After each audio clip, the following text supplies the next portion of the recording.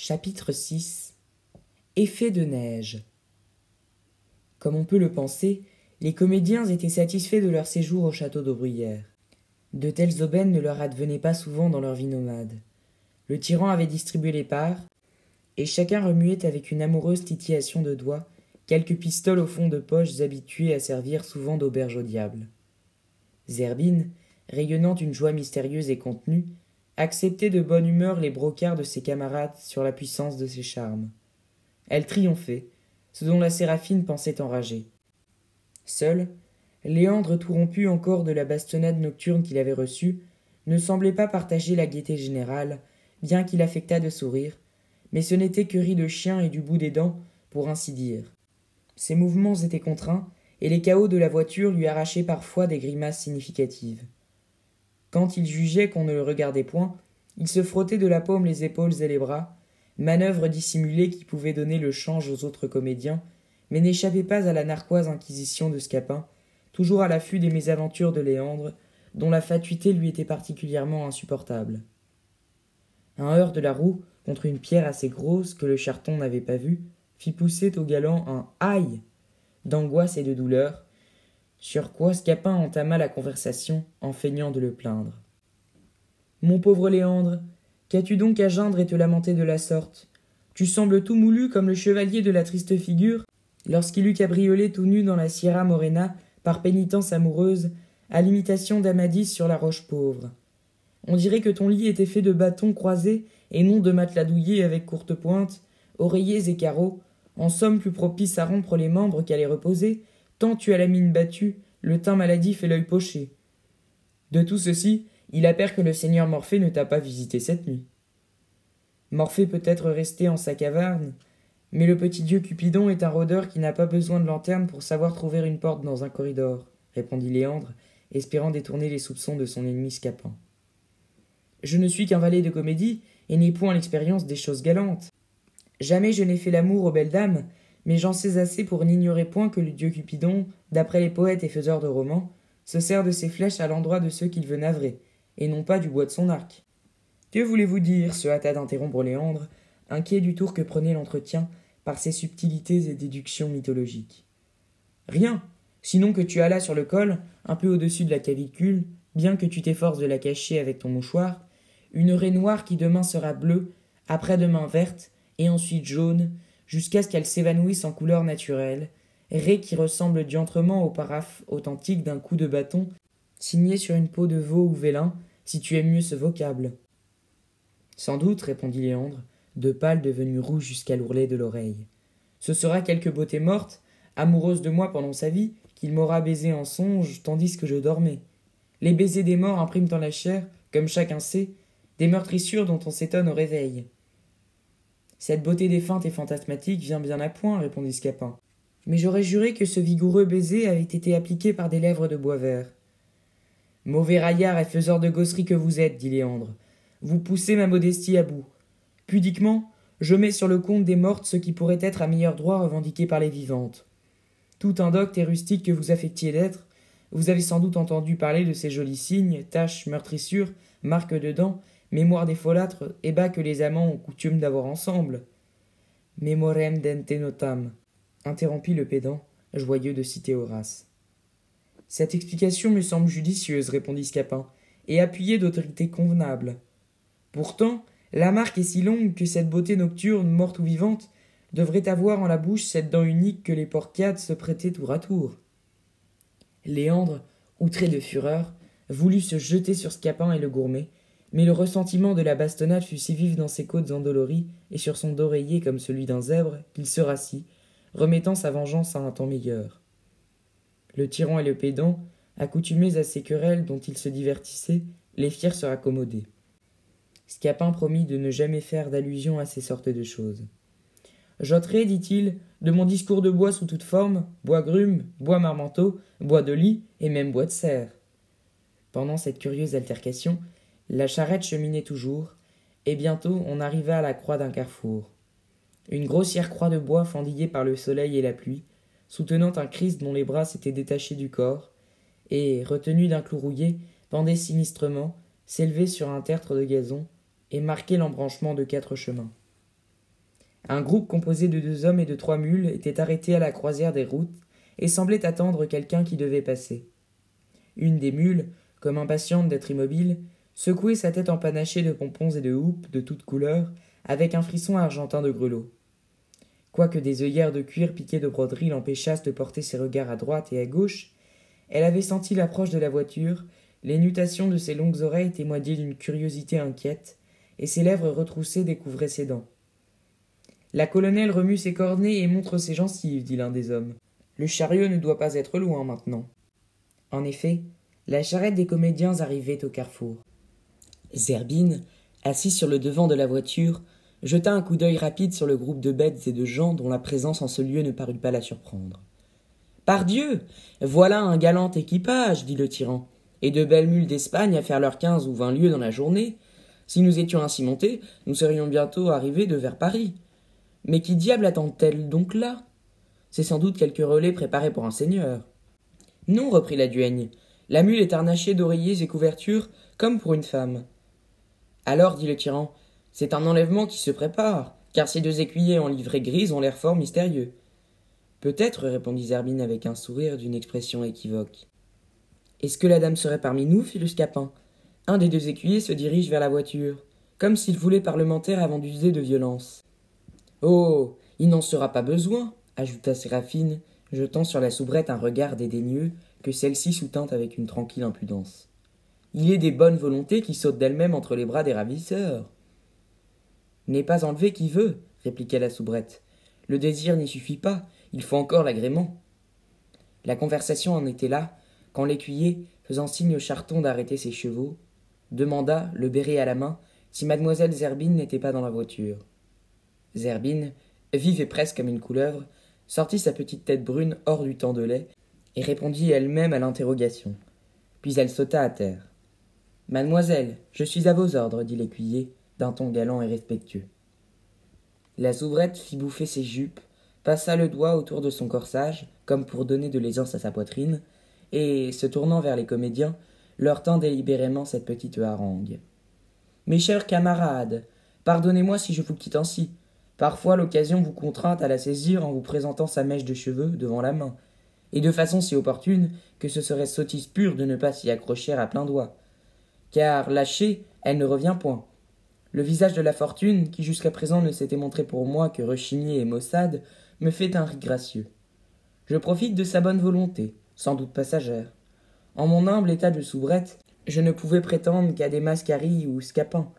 Les valets seuls me courtisaient, tandis que les maîtres faisaient l'amour aux Lucindes, aux Léonores et aux Isabelles.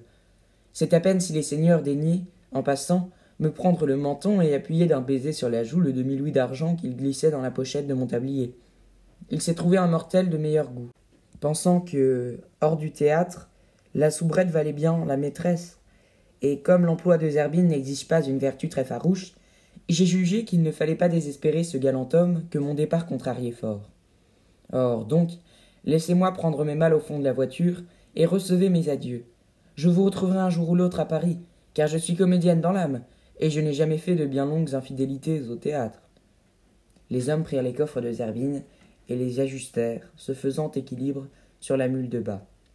La soubrette, aidée par l'écuyer qui lui tint le pied, sauta sur la colonelle, aussi légèrement que si elle eût étudié la voltige en une académie équestre, puis frappant du talon le flanc de sa monture, elle s'éloigna faisant un petit geste de main à ses camarades. « Bonne chance, Zerbine !» crièrent les comédiens, à l'exception de Séraphine qui lui gardait rancune. « Ce départ est fâcheux, dit le tyran, et j'aurais bien voulu retenir cette excellente soubrette. Mais elle n'avait d'autre engagement que sa fantaisie. Il faudra ajuster dans les pièces les rôles de suivante en duègne ou chaperon, chose moins plaisante à l'œil qu'un minois fripon. Mais dame Léonarde a du comique et connaît à fond les tréteaux. Nous nous en tirerons tout de même. » La charrette se remit en marche d'une allure un peu plus vive que celle du char à bœuf. Elle traversait un pays qui contrastait par son aspect avec la physionomie des Landes. Au sable blanc avaient succédé des terrains rougeâtres, fournissant plus de suc nourricier à la végétation. Des maisons de pierre, annonçant quelque aisance, apparaissaient çà et là, entourées de jardins clos par des haies vives, déjà effeuilletées, où rougissait le bouton de l'églantier sauvage et bleuissait la baie de la prunelle.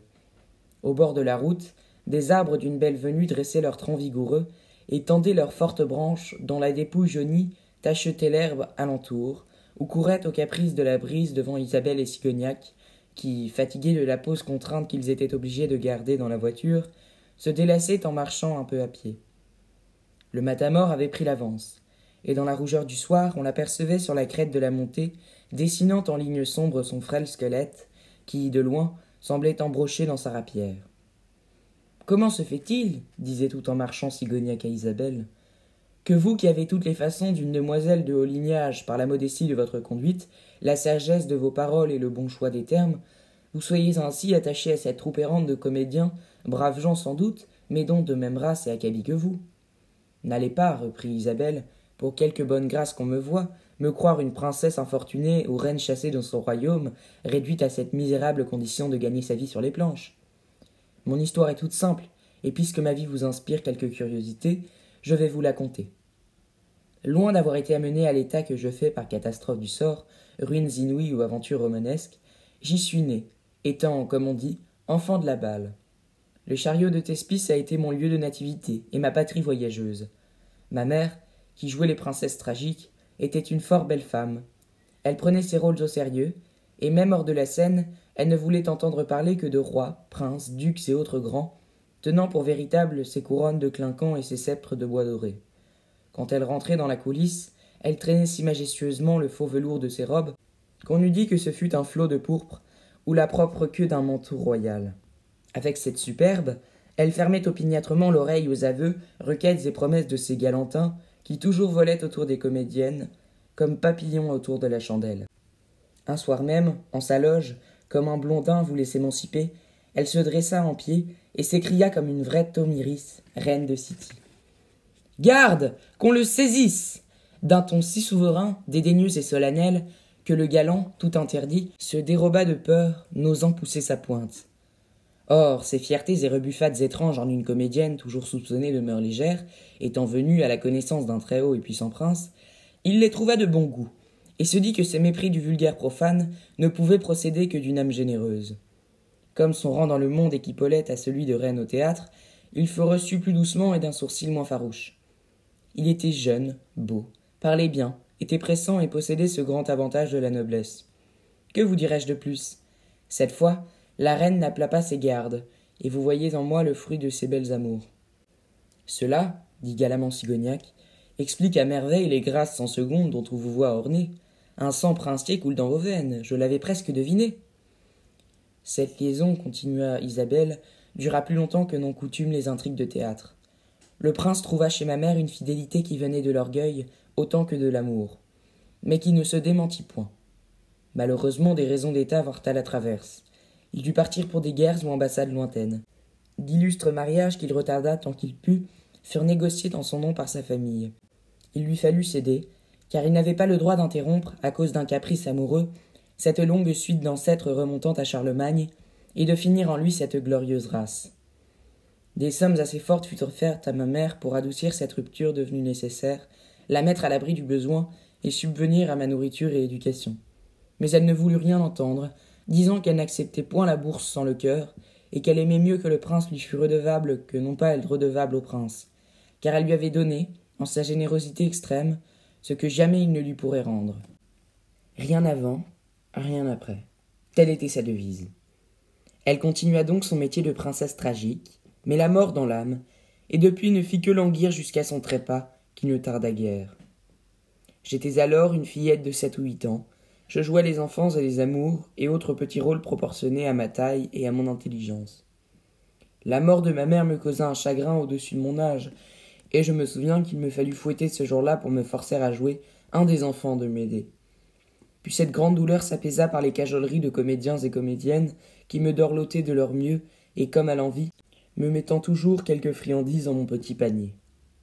Le pédant, qui faisait partie de notre troupe, et déjà me semblait aussi vieux et ridé qu'aujourd'hui, s'intéressa à moi, m'apprit la récitation, harmonie et mesure des vers, les façons de dire et d'écouter, les poses, les gestes, physionomie congruente au discours, et tous les secrets d'un art où il excelle, quoique comédien de province, car il a de l'étude, ayant été régent de collège, et chassé pour incorrigible ivrognerie. Au milieu du désordre apparent d'une vie vagabonde, J'ai vécu innocente et pure, car pour mes compagnons qui m'avaient vu au berceau, j'étais une sœur ou une fille, et pour les Godelureau, j'ai bien su d'une nuit froide, réservée et discrète, les tenir à distance comme il convient, continuant hors de la scène mon rôle d'ingénu, sans hypocrisie ni fausse pudeur. Ainsi, tout en marchant, Isabelle racontait à Sigognac charmé l'histoire de sa vie et aventure. « Et le nom de ce grand, dit Sigognac, le savez-vous ou l'avez-vous oublié ?»« Il serait peut-être dangereux pour mon repos de le dire, répondit Isabelle, mais il restait gravé dans ma mémoire. Existe-t-il quelque preuve de sa liaison avec votre mère ? Je possède un cachet armorié de son blason, dit Isabelle. C'est le seul joyau que ma mère ait gardé de lui à cause de sa noblesse et signification héraldique qui effaçait l'idée de valeur matérielle, et si cela vous amuse, je vous le montrerai un jour. Il serait par trop fastidieux de suivre étape par étape le chariot comique, d'autant plus que le voyage se faisait à petites journées, sans aventure dont il faille garder mémoire. Nous sauterons donc quelques jours, et nous arriverons aux environs de Poitiers. Les recettes n'avaient pas été fructueuses, et les temps durs étaient venus pour la troupe. L'argent du marquis de Bruyères avait fini par s'épuiser, ainsi que les pistoles de Sigognac, dont la délicatesse eût souffert de ne pas soulager, dans les mesures de ses pauvres ressources, ses camarades en détresse. Le chariot, traîné par 4 bêtes vigoureuses au départ, n'avait plus qu'un seul cheval. Et quel cheval ? Une misérable rosse qui semblait s'être nourrie, au lieu de foin et d'avoine, avec des cercles de barriques, tant ses côtes étaient saillantes. Les os de ses hanches perçaient la peau, et les muscles détendus de ses cuisses se dessinaient par de grandes rides flasques. Des éparvins gonflaient ses jambes hérissées de longs poils. Sur son garrot, à la pression d'un collier dont la bourre avait disparu, s'avisaient des écorchures saigneuses et les coups de fouet zébrés comme des hachures, les flancs meurtris du pauvre animal. Sa tête était tout un poème de mélancolie et de souffrance. Derrière ses yeux se creusaient de profondes salières qu'on aurait cru évider au scalpel. Ses prunelles bleuâtres avaient le regard morne, résigné et pensif de la bête surmenée. L'insouciance des coups produite par l'inutilité de l'effort s'y lisait tristement, et le claquement de la lanière ne pouvait plus en tirer une étincelle de vie. Ses oreilles énervées, dont l'une avait le bout fendu, pendaient piteusement de chaque côté du front et scandaient, par leur oscillation, le rythme inégal de la marche. Une mèche de la crinière, de blanche devenue jaune, entremêlait ses filaments à la tétière, dont le cuir avait usé les protubérances osseuses et joues mises en relief par la maigreur. Les cartilages des narines laissaient suinter l'eau d'une respiration pénible, et les barres fatiguées faisaient la moue comme des lèvres maussades. Sur son pelage blanc, truité de roux, la sueur avait tracé des filets pareils à ceux dont la pluie raye le plâtre des murailles, agglutiné sous le ventre des flocons de poils, délavé les membres inférieurs et fait avec la crotte un affreux ciment. Rien n'était plus lamentable à voir, et le cheval que monte la mort dans l'Apocalypse eût paru une bête fringante propre à parader au carrousel à côté de ce pitoyable et désastreux animal, dont les épaules semblaient se disjoindre à chaque pas, et qui, d'un œil douloureux, avait l'air d'invoquer comme une grâce le coup d'assommoir de l'équarrisseur. La température commençant à devenir froide, il marchait au milieu de la fumée qu'exhalaient ses flancs et ses naseaux. Il n'y avait dans le chariot que les 3 femmes. Les hommes allaient à pied pour ne pas surcharger le triste animal, qu'il ne leur était pas difficile de suivre et même de devancer. Tous n'ayant à exprimer que des pensées désagréables, gardaient le silence et marchaient isolés, s'enveloppant de leur cape du mieux qu'ils pouvaient. Sigognac, presque découragé, se demandait s'il n'eût pas mieux fait de rester au castel délabré de ses pères, sauf à y mourir de faim à côté de son blason fruste dans le silence et la solitude, que de courir ainsi les hasards des chemins avec des bohèmes. Il songeait aux braves Pierre, à Bayard, à Miraut et à Belzébuth, les fidèles compagnons de son ennui. Son cœur se serrait quoi qu'il fît, et il lui montait de la poitrine à la gorge ce spasme nerveux qui d'ordinaire se résout en larmes. Mais un regard jeté sur Isabelle, pelotonnée dans sa mante et assise sur le devant de la charrette, lui raffermissait le courage. La jeune femme lui souriait. Elle ne paraissait pas se chagriner de cette misère. Son âme était satisfaite. Qu'importaient les souffrances et les fatigues du corps ? Le paysage qu'on traversait n'était guère propre à dissiper la mélancolie.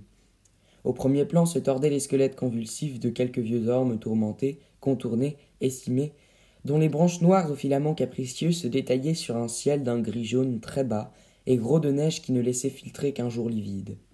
Au second s'étendaient des plaines dépouillées de culture, que bordaient près de l'horizon des collines pelées, ou des lignes de bois roussâtre.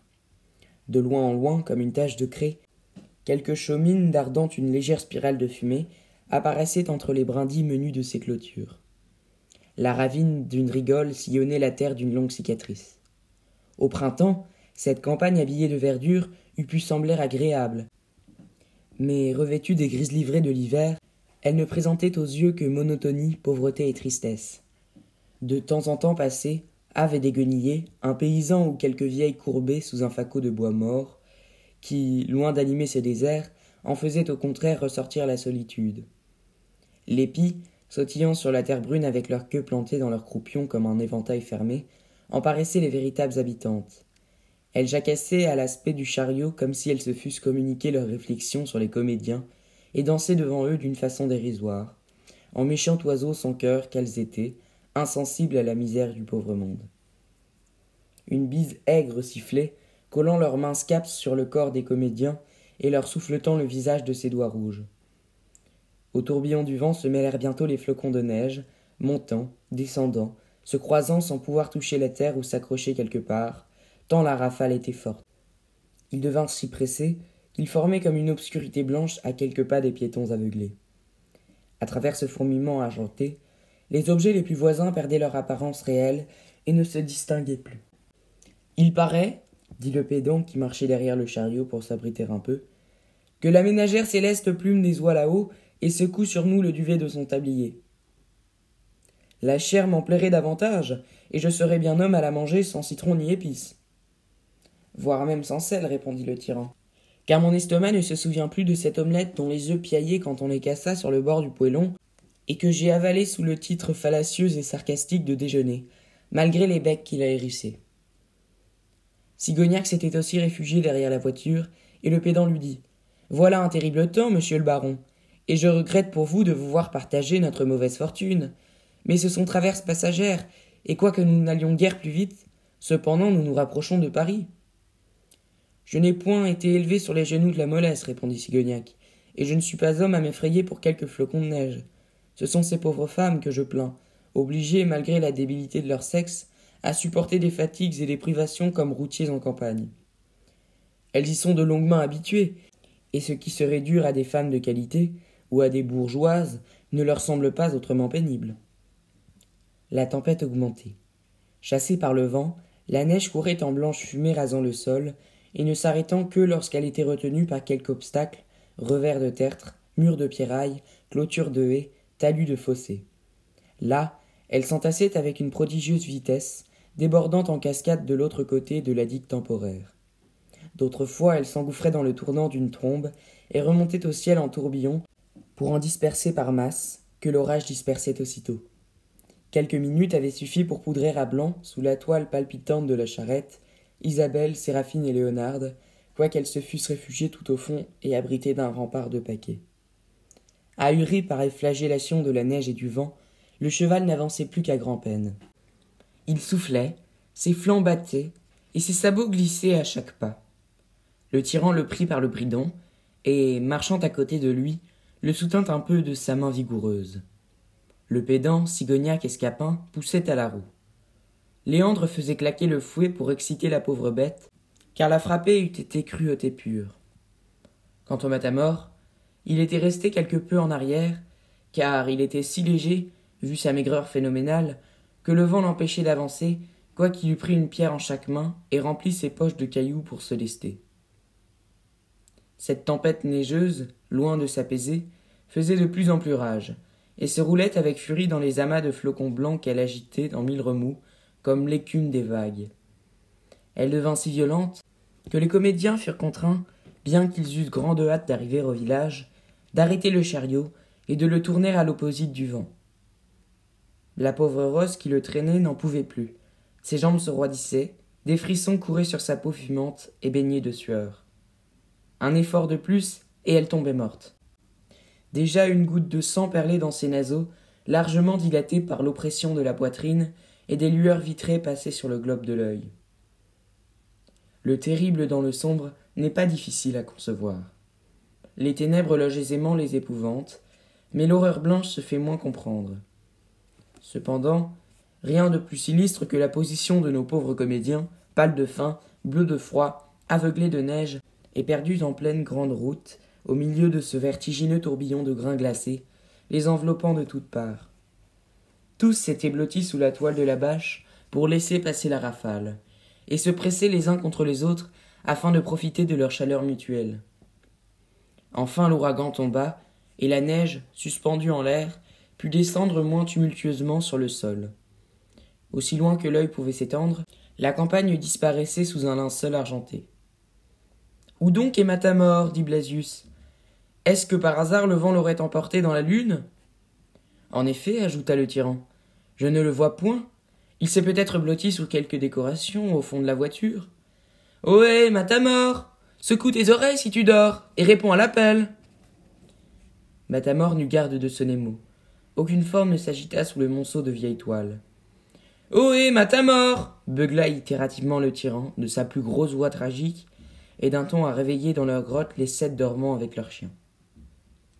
Nous ne l'avons pas vu, dirent les comédiennes, et comme les tourbillons de neige nous aveuglaient, nous ne nous sommes point autrement inquiétés de son absence, le pensant à quelques pas de la charrette.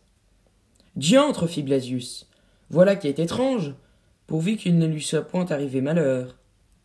Sans doute, dit Cigognac, il se sera, pendant le plus fort de la tourmente, abrité derrière quelques troncs d'arbres, et il ne tardera pas à nous rejoindre. On résolut d'attendre quelques minutes, lesquelles passées, on irait à sa recherche. Rien n'apparaissait sur le chemin, et de ce fond de blancheur, quoique le crépuscule tombât, une forme humaine se fût aisément détachée, même à une assez grande distance. La nuit qui descend si rapide aux courtes journées de décembre était venue, mais sans amener avec elle une obscurité complète. La réverbération de la neige combattait les ténèbres du ciel, et par un renversement bizarre, il semblait que la clarté vînt de la terre. L'horizon s'accusait en lignes blanches et ne se perdait pas dans les fuites du lointain. Les arbres enfarinés se dessinaient comme les arborisations dont la gelée étame les vitres, et de temps en temps des flocons de neige secoués d'une branche tombaient pareilles aux larmes d'argent des draps mortuaires, sur la noire teinture de l'ombre. C'était un spectacle plein de tristesse. Un chien se mit à hurler au perdu, comme pour donner une voix à la désolation du paysage et en exprimer les navrantes mélancolies. Parfois, il semble que la nature, se lassant de son mutisme, confie ses plaines secrètes aux plaintes du vent ou aux lamentations de quelque animal. On sait combien est lugubre dans le silence nocturne cet aboi désespéré qui finit en râle et que semble provoquer le passage de fantômes invisibles pour l'œil humain. L'instinct de la bête, en communication avec l'âme des choses, pressent le malheur et le déplore avant qu'il soit connu. Il y a dans ce hurlement mêlé de sanglots l'effroi de l'avenir, l'angoisse de la mort et l'effarement du surnaturel. Le plus ferme courage ne l'entend pas sans en être ému, et ce cri fait dresser le poil sur la chair comme ce petit souffle dont parle Job. L'aboi, d'abord lointain, s'était rapproché, et l'on pouvait distinguer au milieu de la plaine, assis le derrière dans la neige, un grand chien noir qui, le museau levé vers le ciel, semblait se gargariser avec ce gémissement lamentable. « Il doit être arrivé quelque chose à notre pauvre camarade, s'écria le tyran. Cette maudite bête hurle comme pour un mort. Les femmes, le cœur serré d'un pressentiment sinistre, firent avec dévotion le signe de la croix. La bonne Isabelle murmura un commencement de prière. « Il faut l'aller chercher sans plus attendre, dit Blasius, avec la lanterne dont la lumière lui servira de guide et d'étoile polaire, s'il s'est égaré du droit chemin, et vague à travers champs, car en ces temps neigeux qui recouvrent les routes de blanc linceul, il est facile d'errer. On battit le fusil, et le bout de chandelle allumé au ventre de la lanterne jeta bientôt à travers les minces vitres de corne une lueur assez vive pour être aperçue de loin. Le tyran, Blasius et Cigognac se mirent en quête. Scapin et Léandre restèrent pour garder la voiture et rassurer les femmes que l'aventure commençait à inquiéter. Pour ajouter au lugubre de la scène, le chien noir hurlait toujours désespérément, et le vent roulait sur la campagne ses chariots aériens, avec de sourds murmures, comme s'il portait des esprits en voyage. L'orage avait bouleversé la neige de façon à effacer toute trace, du moins à en rendre l'empreinte incertaine. La nuit rendait d'ailleurs la recherche difficile, et, quand Blasius approchait la lanterne du sol, il trouvait parfois le grand pied du tyran moulé en creux dans la poussière blanche. Mais non le pas de Matamor, qui, fût-il venu jusque-là, n'eût marqué non plus que celui d'un oiseau. Ils firent ainsi près d'un quart de lieue, élevant la lanterne pour attirer le regard du comédien, perdu et criant de toute la force de leurs poumons. Matamor, Matamor, Matamor! À cet appel semblable à celui que les anciens adressaient aux défunts avant de quitter le lieu de sépulture, le silence seul répondait, ou quelque oiseau peureux s'envolait en glapissant avec une brusque palpitation d'ailes pour s'aller perdre plus loin dans la nuit. Parfois un hibou offusqué de la lumière piaulait d'une façon lamentable. Enfin, Sigognac, qui avait la vue perçante, crut démêler à travers l'ombre au pied d'un arbre une figure d'aspect fantasmatique, étrangement roide et sinistrement immobile. Il en avertit ses compagnons, qui se dirigèrent avec lui de ce côté en toute hâte. C'était bien, en effet, le pauvre Matamor. Son dos s'appuyait contre l'arbre, et ses longues jambes étendues sur le sol disparaissaient à demi sous l'amoncellement de la neige. Son immense rapière, qu'il ne quittait jamais, faisait avec son buste un angle bizarre, et qui eût été risible en toute autre circonstance. Il ne bougea pas plus qu'une souche à l'approche de ses camarades. Inquiété de cette fixité d'attitude, Blasius dirigea le rayon de la lanterne sur le visage de Matamor, et il faillit la laisser choir, tant ce qu'il vit lui causa d'épouvante. Le masque ainsi éclairé n'offrait plus les couleurs de la vie. Il était d'un blanc de cire. Le nez pincé aux ailes par les doigts noueux de la mort luisait comme un eau de sèche. La peau s'étendait sur les tempes. Des flocons de neige s'étaient arrêtés aux sourcils et aux cils, et les yeux dilatés regardaient comme deux yeux de verre. À chaque bout des moustaches scintillait un glaçon dont le poids les faisait courber. Le cachet de l'éternel silence scellait ses lèvres, d'où s'étaient envolées tant de joyeuses rodomontades, et la tête de mort sculptée par la maigreur apparaissait déjà à travers ce visage pâle, où l'habitude des grimaces avait creusé des plis horriblement comiques, que le cadavre même conservait. Car c'est une misère du comédien que chez lui le trépas ne puisse garder sa gravité. Nourrissant encore quelque espoir, le tyran essaya de secouer la main de Matamor, mais le bras déjà roide retomba tout d'une pièce avec un bruit sec, comme le bras de bois d'un automate dont on abandonne le fil. Le pauvre diable avait quitté le théâtre de la vie pour celui de l'autre monde. Cependant, ne pouvant admettre qu'il fût mort, le tyran demanda à Blasius s'il n'avait pas sur lui sa gourde. Le pédant ne se séparait jamais de ce précieux meuble. Il y restait encore quelques gouttes de vin, et il en introduisit le goulot entre les dents violettes du Matamor. Mais les dents restèrent obstinément serrées, et la liqueur cordiale rejaillit en gouttes rouges par les coins de la bouche. Le souffle vital avait abandonné à jamais cette frêle argile, car la moindre respiration eût produit une fumée visible dans cet air froid. « Ne tourmentez pas sa pauvre dépouille, dit Sigognac. Ne voyez-vous pas qu'il est mort ?» Hélas, oui, répondit Blasius, aussi mort que Khéops sous la grande pyramide. Sans doute, étourdi par le chasse-neige et ne pouvant lutter contre la fureur de la tempête, il se sera arrêté près de cet arbre, et comme il n'avait pas 2 onces de chair sur les os, il aura bientôt eu les moelles gelées. Afin de produire de l'effet à Paris, il diminuait chaque jour sa ration, et il était flanqué de jeûnes plus qu'un lévrier après les chasses. Pauvre Matamor, te voilà désormais à l'abri des nasardes, croquignoles, coups de pied et de bâton, à quoi t'obliger tes rôles. Personne ne te rira plus donné. Qu'allons-nous faire de ce corps interrompit le tyran. Nous ne pouvons le laisser là sur le revers de ce fossé pour que les loups, les chiens et les oiseaux le déchiquettent, encore que ce soit une piteuse viande où les vers même ne trouveront pas à déjeuner. Non, certes, dit Blasius. C'était un bon et loyal camarade, et comme il n'est pas bien lourd, tu vas lui prendre la tête, moi je lui prendrai les pieds, et nous le porterons tous deux jusqu'à la charrette.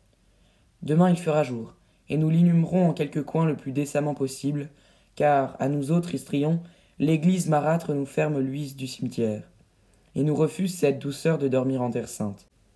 Il nous faut aller pourrir aux gémonies comme chiens crevés ou chevaux morts, après avoir en notre vie amusé les plus gens de bien.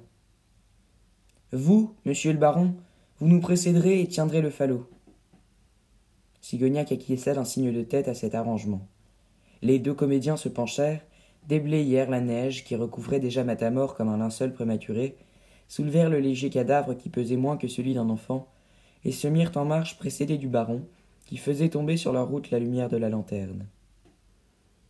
Heureusement personne à cette heure ne passait par le chemin, car c'eût été pour le voyageur un spectacle assez effrayant et mystérieux que ce groupe funèbre, éclairé bizarrement par le reflet rougeâtre du falot, et laissant après lui de longues ombres difformes sur la blancheur de la neige. L'idée d'un crime ou d'une sorcellerie lui fut venue sans doute. Le chien noir, comme si son rôle d'avertisseur était fini, avait cessé ses hurlements. Un silence sépulcral régnait au loin dans la campagne, car la neige a cette propriété d'amortir les sons. Depuis quelque temps, Scapin, Léandre et les comédiennes avaient aperçu la petite lumière rouge se balançant à la main de Sigognac, et en voyant aux objets les reflets inattendus qui les tiraient de l'ombre sous des aspects bizarres ou formidables, jusqu'à ce qu'ils se fussent évanouis de nouveau dans l'obscurité. Montré et caché tour à tour, à cette lueur incertaine, le groupe du tyran et de Blasius, reliés par le cadavre horizontal du matamore, comme deux mots par un trait d'union, prenait une apparence énigmatiquement lugubre. Scapin et Léandre, mus d'une inquiète curiosité, allèrent au-devant du cortège. « Eh bien, qu'y a-t-il » dit le valet de comédie lorsqu'il eut rejoint ses camarades. « Est-ce que Matamore est malade que vous le portez de la sorte, tout brandi comme s'il eût avalé sa rapière ?»« Il n'est pas malade, répondit Blasius, et jouit même d'une santé inaltérable. Gouttes, fièvre, catarrhe, gravelle n'ont plus prise sur lui. Il est guéri à tout jamais d'une maladie pour laquelle aucun médecin, fût-ce Hippocrate, Galien ou Avicenne, n'ont trouvé de remède. Je veux dire la vie, dont on finit toujours par mourir. »« Donc il est mort ?» fit le Scapin avec une intonation de surprise douloureuse en se penchant sur le visage du cadavre. « Très mort, on ne peut plus mort, s'il y a des degrés en cet état, car il ajoute au froid naturel du trépas le froid de la gelée, répondit Blasius, d'une voix troublée qui trahissait plus d'émotion que n'en comportaient les paroles. Il a vécu, comme s'exprime le confident du prince au récit final des tragédies, ajouta le tyran. Mais relayez-nous un peu, s'il vous plaît. C'est votre tour. Voilà assez longtemps que nous portons le cher camarade sans espoir de bonne manche ou de paragante. Scapin se substitua au tyran, Léandre à Blasius, quoique cette besogne de corbeau ne fût guère de son goût, et le cortège reprit sa marche. En quelques minutes, on eut rejoint le chariot arrêté au milieu de la route. Malgré le froid, Isabelle et Séraphine étaient sautées à bas de la voiture, où la seule duègne accroupie ouvrait tout grands ses yeux de chouette. À l'aspect de Matamore pâle, roidi, glacé, ayant sur le visage ce masque immobile à travers lequel l'âme ne regarde plus, les comédiennes poussèrent un cri d'épouvante et de douleur. 2 larmes jaillirent même des yeux purs d'Isabelle, promptement gelées par l'âpre bise nocturne. Ses belles mains rouges de froid se joignirent pieusement, et une fervente prière pour celui qui venait de s'engloutir si subitement dans la trappe de l'éternité monta sur les ailes de la foi dans les profondeurs du ciel obscur. Qu'allait-on faire ? La position ne laissait pas d'être embarrassante. Le bourg où l'on devait coucher était encore éloigné d'1 ou 2 lieues, et quand on y arriverait, toutes les maisons seraient fermées depuis longtemps et les paysans couchés.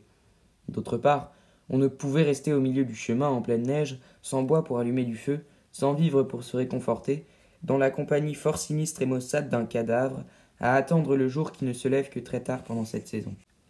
On résolut de partir.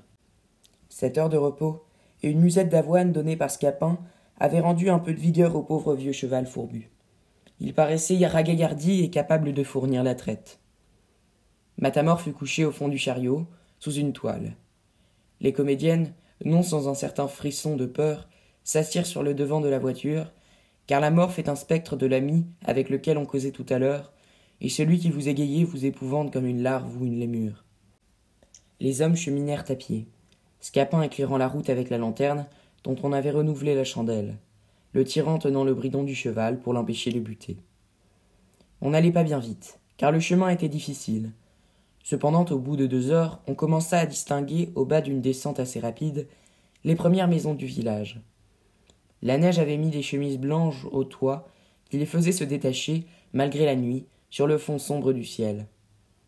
Entendant sonner de loin les ferrailles du chariot, les chiens inquiets firent vacarme, et leurs abois en éveillèrent d'autres dans les fermes isolées au fond de la campagne. C'était un concert de hurlements, les uns sourds, les autres criards, avec solo, répliques, séqueurs, où toute la chiennerie de la contrée faisait sa partie. Aussi, quand la charrette y arriva, le bourg était-il en éveil. Plus d'une tête embéguinée de ses coiffes de nuit se montrait encadrée par une lucarne ou le ventail supérieur d'une porte entr'ouverte, ce qui facilita aux pédants les négociations nécessaires pour procurer un gîte à la troupe. L'auberge lui fut indiquée, ou du moins une maison qui en tenait lieu, l'endroit n'étant pas très fréquenté des voyageurs, qui d'ordinaire poussaient plus avant. C'était à l'autre bout du village, et il fallut que la pauvre Rose donnât encore un coup de collier. Mais elle sentait l'écurie, et dans un effort suprême, ses sabots à travers la neige arrachèrent des étincelles aux cailloux. Il n'y avait pas à s'y tromper. Une branche de houx, assez semblable à ces rameaux qui tremblent dans les eaux lustrales, pendait au-dessus de la porte. Et Scapin, en haussant sa lanterne, constata la présence de ce symbole hospitalier. Le tyran tambourina de ses gros poings sur la porte, et bientôt un clappement de savates descendant un escalier se fit entendre à l'intérieur. Un rayon de lumière rougeâtre filtra par les fentes du bois. Le battant s'ouvrit, et une vieille, protégeant d'une main sèche qui semblait prendre le feu, la flamme vacillante d'un suif, apparut dans toute l'horreur d'un négligé peu galant. Ses deux mains étant occupées, elle tenait entre les dents, ou plutôt entre les gencives, les bords de sa chemise en grosse toile, dans l'intention pudique de dérober au regard libertin des charmes qui eussent fait fuir d'épouvante les boucs du sabbat. Elle introduisit les comédiens dans la cuisine, planta la chandelle sur la table, fouilla les cendres de l'âtre pour y réveiller quelques braises assoupis qui bientôt firent pétiller une poignée de broussailles. Puis elle remonta dans sa chambre pour revêtir un jupon et un casaquin. Un gros garçon, se frottant les yeux de ses mains crasseuses, alla ouvrir les portes de la cour, y fit entrer la voiture, ôta le harnais du cheval et le mit à l'écurie. « Nous ne pouvons cependant pas laisser ce pauvre Matamor dans la voiture comme un daim qu'on rapporte de la chasse, dit Blasius. Les chiens de basse-cour n'auraient qu'à le gâter.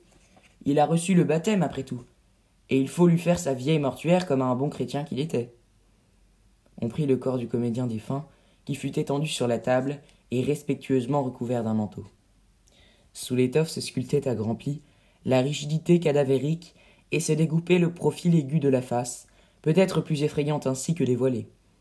Aussi, lorsque l'hôtelière en rentra, faillit-elle tomber à la renverse de frayeur à l'aspect de ce mort qu'elle prit pour un homme assassiné dont les comédiens étaient les meurtriers.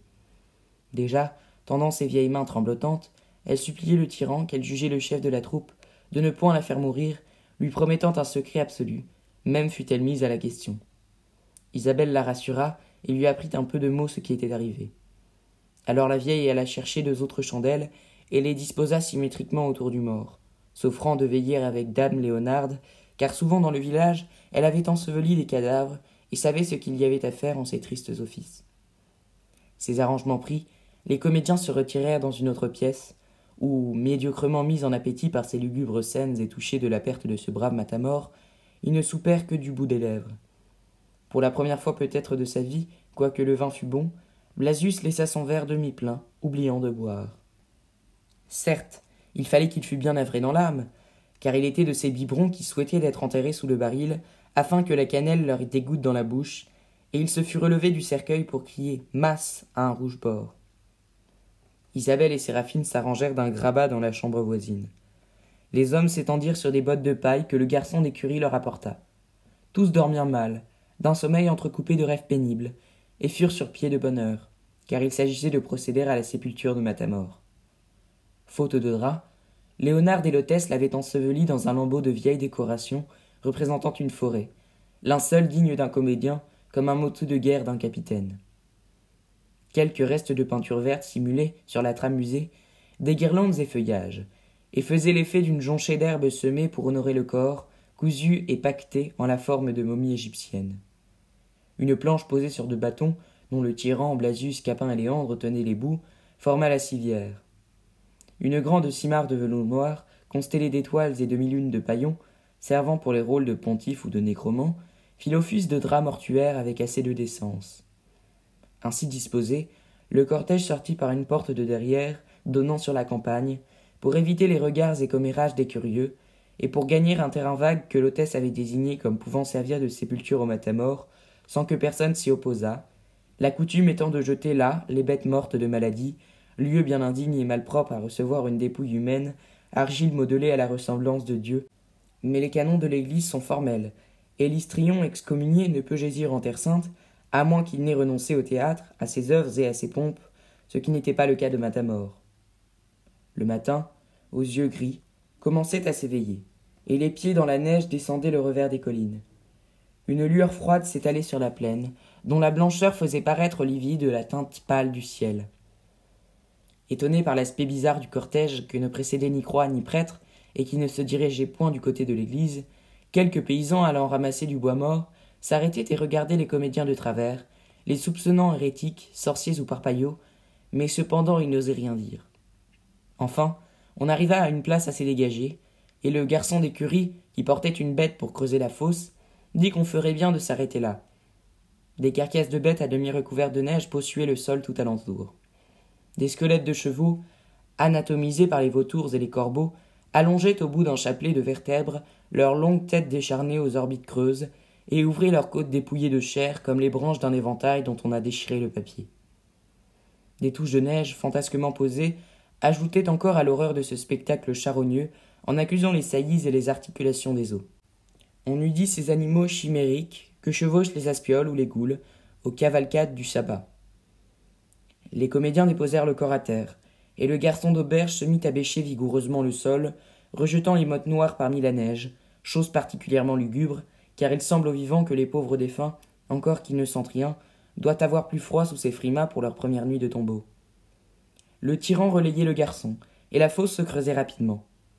Déjà il ouvrait les mâchoires assez largement pour avaler d'une bouchée le mince cadavre, lorsque les manants attroupés commencèrent à crier aux huguenots et firent mine de charger les comédiens.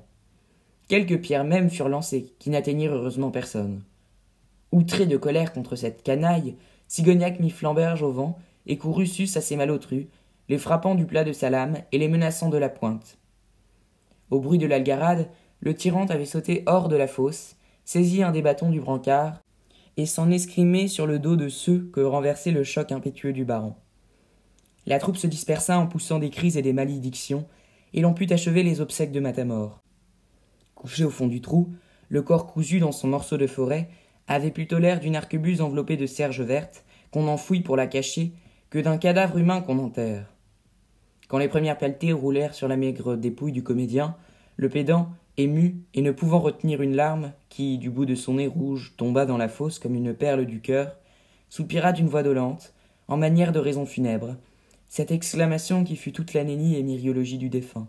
« Hélas, pauvre Matamor !» L'honnête pédant, en disant ces mots, ne se doutait pas qu'il répétait les expresses paroles d'Hamlet, prince de Danemark, maniant le test de Yorick, ancien bouffon de cour, ainsi qu'il appert de la tragédie du sieur Shakespeare, poète fort connu en Angleterre et protégé de la reine Élisabeth. En quelques minutes, la fosse fut comblée. Le tyran éparpilla de la neige dessus pour dissimuler l'endroit, de peur qu'on ne fît quelque affront au cadavre, et cette besogne terminée. « Or ça, dit-il, quittons vivement la place, nous n'avons plus rien à faire ici. Retournons à l'auberge, attelons la charrette, et prenons du champ, car ces maroufles, revenant en nombre, pourraient bien nous affronter. Votre épée et mes poings n'y sauraient suffire. Un hoste de pygmée vient à bout d'un géant. La victoire même serait inglorieuse et de nul profit. Quand vous auriez éventré 5 ou 6 de ces bellitres, votre lot n'en augmenterait point, et ces morts nous mettraient dans l'embarras. Il y aurait lamentation de veuves, criaillements d'orphelins, choses ennuyeuses et pitoyables dont les avocats tirent parti pour influencer les juges. Le conseil était bon et fut suivi. 1 heure après, la dépense soldée, le chariot se remettait en route.